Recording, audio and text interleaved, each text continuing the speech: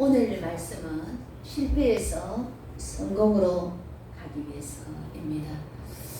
자, 우리 유명한 미국 링컨 대통령을 아시지 않습니까? 링컨 대통령도 많은 실패 가운데 성공하셨습니다. 1831년에 사업을 하셨는데 이제 그 사업이 망하게 실패를 했어요. 그래서 그 사업 후에 이제 또 빚을 갚느라고 17년간 그래도 빚을 갚게 되어지고, 그리고 그 외에 또 뭐 상원의원 또 이런 의원에 국회의원에 이제 또 당선이 되기도 하고 또 탈락이 되기도 하고, 자, 이런 일들의 또 반복들이 있었습니다. 그 가운데 또 나름의 마음의 상처로 인해서 또 신경쇠약까지 걸리는 이런 일이 있었습니다. 자, 이런 실패의 반복 가운데서도 계속해서 하나님의 역사가 있었기에 1860년에 미국의 대통령으로 당선이 되어지게 됩니다. 자, 이렇게 우리의 삶에도 실패 후에 성공이 있는데요. 자, 이 실패 가운데서 우리가 성공으로 나아가기 위해서 어떻게 해야 되겠습니까? 오늘 여호사밧 왕의 사례를 통해서 우리 실패에서 성공으로 나아갈 수 있는 비결을 함께 살펴보는 시간이 되었으면 좋겠습니다. 여호사밧 왕이 성공하게 된 건 첫 번째는 선지자 예후, 선지자의 충고를 들었다라는 것입니다. 자, 여호사밧 왕은 유다 왕이었습니다. 근데 아왕하고 혼인 관계를 사돈간, 그죠? 혼인 이제 사돈 관계이기 때문에 이제 그 왕의 이제 청을 안 들어줄 수가 없어. 북이스라엘 아방. 근데 북이스라엘 아방은 그 시대 가장 악한 왕이었어. 악한 왕은 어떻게 결정 지을 수가 있습니까? 우상을 가장 많이 섬깁니다. 아방이 그 시대 가장 악한 왕이었는데, 그 아방이 이제 같이 우리 저 길랏 나무 저곳에 가서 전쟁을 하자, 도움을 요청했습니다. 악한 사람이 우리를 도울 때에, 우리에게 요청할 때에 우리는 그걸 힘써주고 해봐야 된다는 것입니다. 물론 사돈지간이지만은 아방은 하나님 앞에 굉장하게 지금 미움을 받는 악한 왕이다 말입니다. 근데 여호사밧 왕은 그 아방의 청을 들어주고 결국 전쟁에 나가게 됩니다. 전쟁에 나가서 여호사밧 왕은 겨우 목숨을 건졌지만 아방은 그곳에서 죽게 되어지죠. 자, 여러분, 여호사밧 왕의 엄청난 실패했습니다. 이제 전쟁에서 마치고 고국에 유다에 돌아오니까 선지자 예후가 말을 합니다. 왕은 하나님께서 미워하시는 저 아방과 자카에서 같이 그렇게 하는 것, 그것이 하나님께서 결코 기뻐하시는 일이 아니라는 것입니다. 그를 같이 도와주는 것, 그가 원하는 청을 들어주는 것, 이거 하나님께서 원하시는 것, 하나님께서 진노하실 일이라고 말하고 있습니다. 그런데 왕에게 한 가지 좋은 것이 있습니다. 아세라 목상, 각종 우상들을 정리하고 없애었던 것, 그것이 하나님 보시기에는 그래도 좀 선처를 받을 수 있는 그런 일이었다라는 것입니다. 그래서 이제 여호사밧 왕은 그 이후 선지자의 충고를 확실하게 받아들입니다. 여러분, 선지자의 충고가 우리의 인생의 그 한마디가 우리의 결정타를 나눕니다. 이스라엘 백성들, 유다 백성들, 선지자의 말을 듣지 않아서 그들의 운명이 굉장한 위기에 처하는 이런 일을 많이 당하는 경우가 있습니다. 여러분 유다 나라에게 하나님께서는 참 선지자 에레미야 선지자를 보냈습니다. 그런데 에레미야 선지자는 어떻습니까? 하나님께서 우상숭배죄로 인해서 바벨론 왕을 섬기라라는 이런 메시지를 줍니다.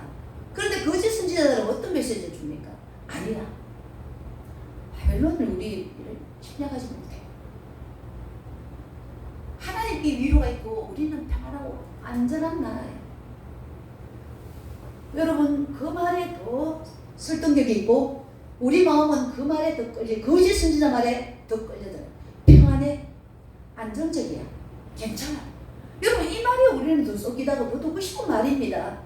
그러나 에레미야서 참 선지자를 통해서 하나님의 주시는 메시지는 뭡니까? 바벨론을 섬기라. 너희가 우상숭배했기 때문에 너희들은 바벨론을 섬기면서 훈련을 받아야 된다. 그래서 빨리 우상숭배에서 돌아오라.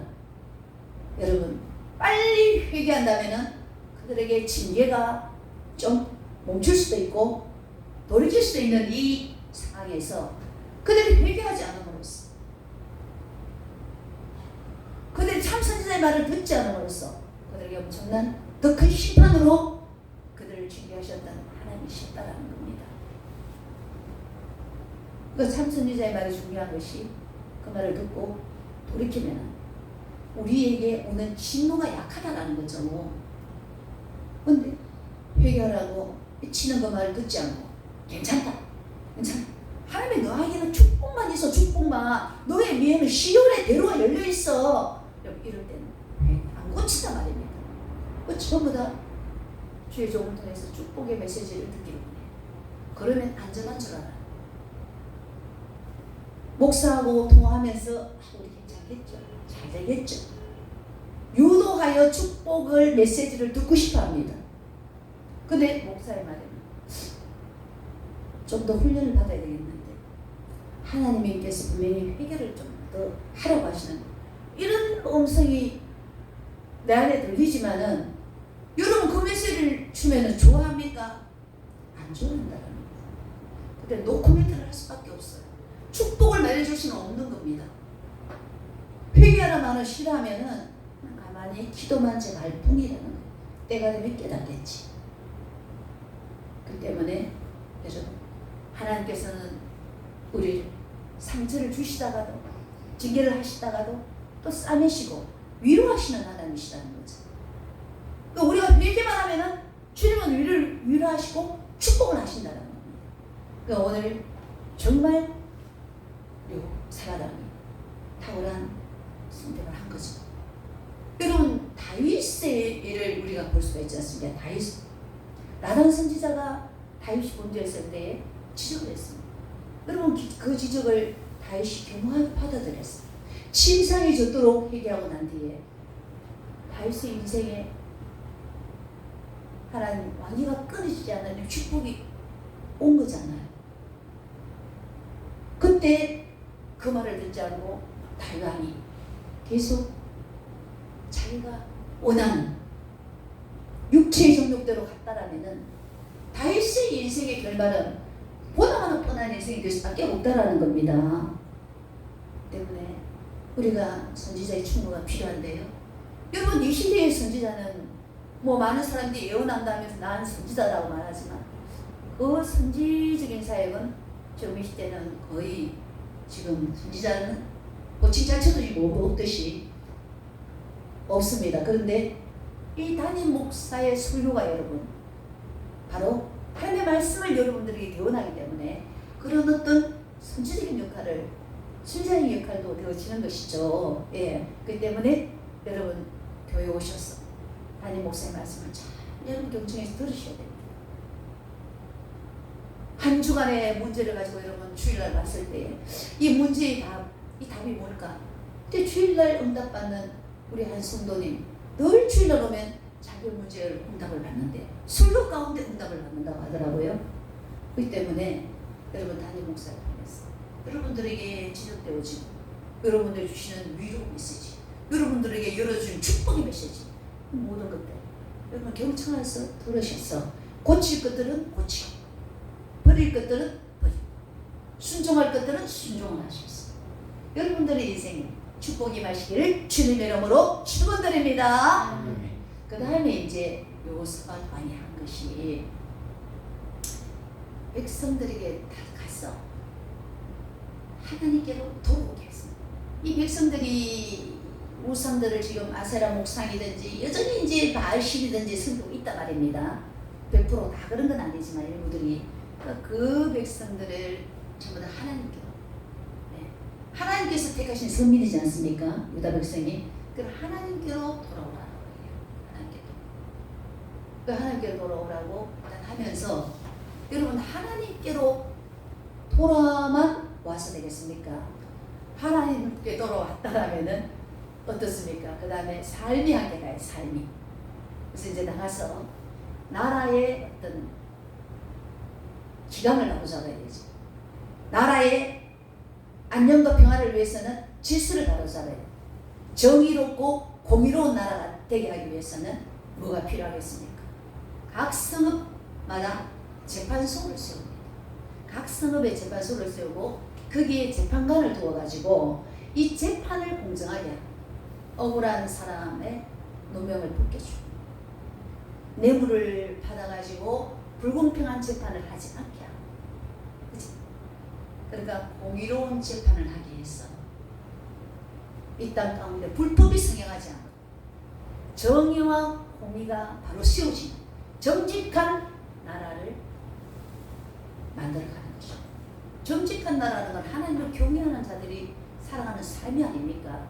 네, 그렇게 만들어가고 또 예루살렘 중앙에도 역시 이제 재판, 이제 그 뭡니까? 재판소를 이제 만들었습니다.